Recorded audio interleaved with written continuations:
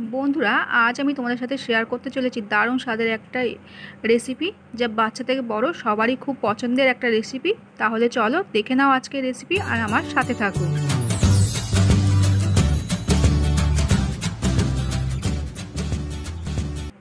নমস্কার বন্ধুরা, Piu cooking and lifestyle চ্যানেলের নতুন একটা ভিডিওতে জানাই সবাইকে অনেক অনেক স্বাগত।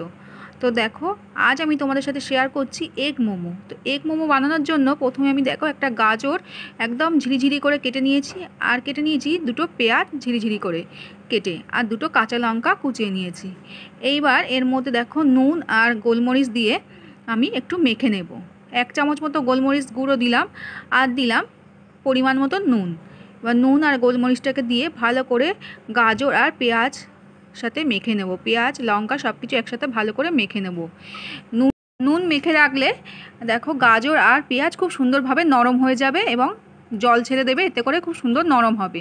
তো সেই জন্য আগে থেকে এটা মেখে নিতে হবে। এবার দেখো আমি সসটাকে বানিয়ে নেব। তার জন্য দেখো টমেটো কেটে নিয়েছি, আর নিয়েছি কয়েক কোয়া রসুন। তো চলো সসটা বানিয়ে নেওয়া যাক। তার জন্য দেখো একটা কড়াই বসিয়ে দিয়েছি, দিয়ে দিয়েছি 1 চামচ সাদা তেল। এবার দেখো একটা বড় আমি টমেটো দিয়েছি কুচো করে, আর দিয়েছি 5-6 কোয়া রসুন, সেটা আমি তেলের মধ্যে দিয়ে দিলাম, আর দিলাম 3টে শুকনো লঙ্কা। এবার ভালো করে এটা একটু নাড়াচাড়া করে নেব রসুন আর টমেটোটা দিয়ে। এবার দেখো এর মধ্যে নুন দিয়ে দিলাম, এতে করে খুব সুন্দরভাবে নরম হয়ে যাবে, ওই জন্য আমি নুনটা এবার একটু নাড়াচাড়া করে আমি এটা নামিয়ে নেব। তার আগে দিয়ে দেবো এখানে দেখো 1 চামচ মতো সোয়া সস।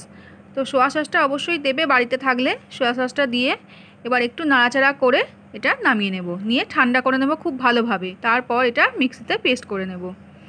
এবার চলো মোমোর জন্য ময়দাটা মেখে নেওয়া যাক। তো ময়দাটা দেখো আমি নিয়ে নিয়েছি এখানে 1 বাটি ময়দা। একটু বড় বাটি ছিল, সেই বাটির 1 বাটি ময়দা নিয়েছি, তোমরা তোমাদের পরিমাণ বুঝে নিয়ে নেবে। আর দেখো এখানে নিয়ে নিলাম 5-6 চামচ মতো কর্নফ্লাওয়ার।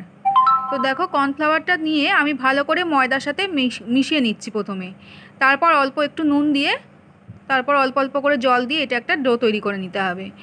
অবশ্যই কর্নফ্লাওয়ারটা দেওয়ার চেষ্টা করবে, এতে করে মোমো যখন তোমরা বানাবে এটা ফেটে যাবে না। কর্নফ্লাওয়ারটা দিলে খুব সুন্দরভাবে মোমোটা তৈরি হবে। আর এখানে মোমো যখন ডোটা মাখবে, ময়দার ডোটা, এখানে কখনোই তোমরা তেল ইউজ করবে না। তেল ইউজ করলে কিন্তু মোমো সেইভাবে তৈরি হয় না, মোমোতে কখনোই তেল দেয় না। তো সেই জন্য ময়দাটা ভালো করে এইভাবে তেল ছাড়াই কিন্তু নুন দিয়ে মেখে নিতে হবে। তো দেখো আমার মাখা হয়ে গেছে, এবার রেস্টে রেখে দিলাম কিছুক্ষণ ঢাকা দিয়ে।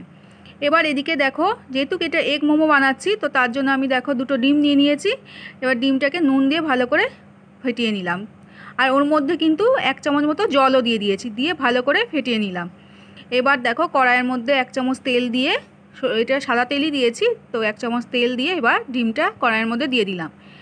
এবার এটা একটু ভেজে নেব ভালো করে।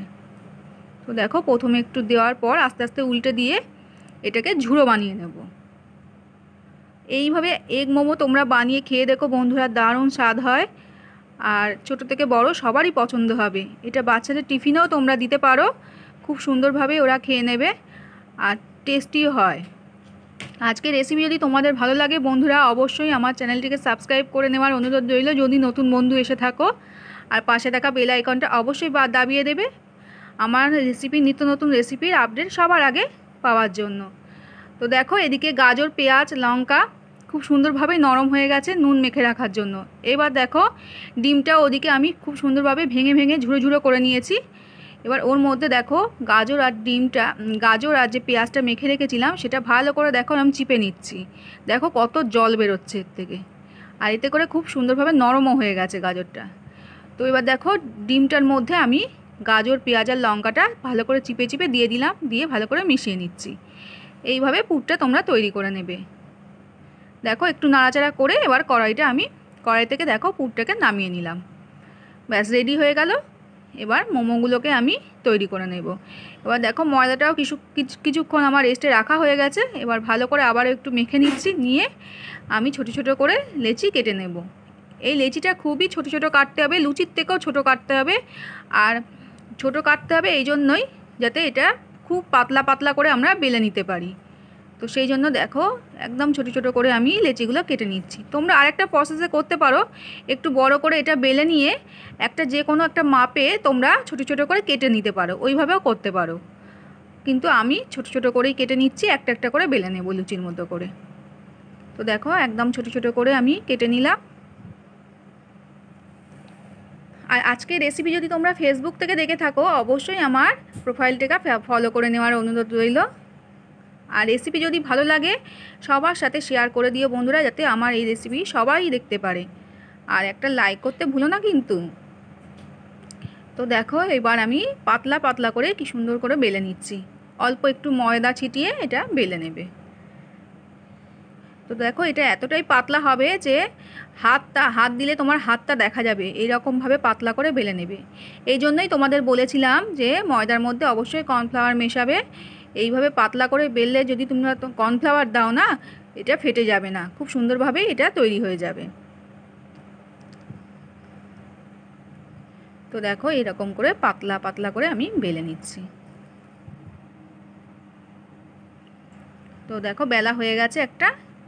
আগে প্রথমে সবগুলো আমি বেলে নেব এরম থালার মধ্যে করে, এতে করে পুরটা ভরতেও সুবিধা হবে আগে রেডি করা থাকলে। তো সেই জন্য দেখো আমি আগে বেলে নিচ্ছি। তো দেখো যতটা পারবে পাতলা করে বেলে নেবে। তো দেখো এইভাবে আমি সবগুলো একে একে করে বেলে নিচ্ছি। তো দেখো সবগুলো আমার বেলা হয়ে গেছে, এইবার পুরগুলো ভরে নেব। এবার দেখো যে ময়দা, এই যে গাজর পেঁয়াজ আর ডিম দিয়ে যেটা বানিয়ে নিলাম আমি পুরটা, এবার ওটা একদম মাঝখানে দিয়ে দেব। এবার দেখো ধারে আমি একটু জল লাগিয়ে নিচ্ছি, পুরো চারদিকটা জল লাগিয়ে নিতে হবে। দিয়ে এবার আস্তে করে এটা দেখো রোলের মতো করে মুড়ে নিতে হবে। মোমোর অনেক রকমই শেপ দেওয়া যায় বন্ধুরা, তোমরা তোমাদের পছন্দ মতন শেপ দিয়েই নিতে পারো, কোনো অসুবিধা নেই। কিন্তু আজকের আমি মোমোটা ঠিক এইভাবেই শেপ দিয়ে নিচ্ছি।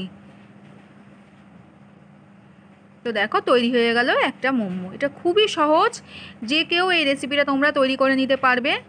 যারা কোনোদিন মোমো বানাওনি তারাও এই রেসিপিটা তৈরি করে নিতে পারবে। সেই জন্য এইভাবে যদি তোমরা মোড়ো, তো এরকমভাবে মুড়লে যে কেউ দেখলেই এটা বানিয়ে নিতে পারবে। আর তোমরা যারা মোমো বানাতে পারো তারা তাদের পছন্দ মতন যে কোনো শেপই তারা দিয়ে নিতে পারবে, কোনো অসুবিধা নেই। তো দেখো আমি আরও একটা দেখিয়ে দিলাম তোমাদেরকে মুড়ে, খুবই সহজ একটা রেসিপি, কিন্তু খেতে হয় দুর্দান্ত। তো হয়ে গেল, এইভাবে আমি সমস্ত মোমোগুলো রেডি করে নিলাম। আর এদিকে দেখো কড়াইতে জল বসিয়ে দিয়েছি, জল ফুটেও গেছে। এবার একটা ফুটো থালা নিয়ে নিয়েছি, তার মধ্যে দেখো তেল লাগিয়ে নিলাম। এবার তেল লাগিয়ে নিয়ে এবার মোমোগুলো এর মধ্যে বসিয়ে দেব।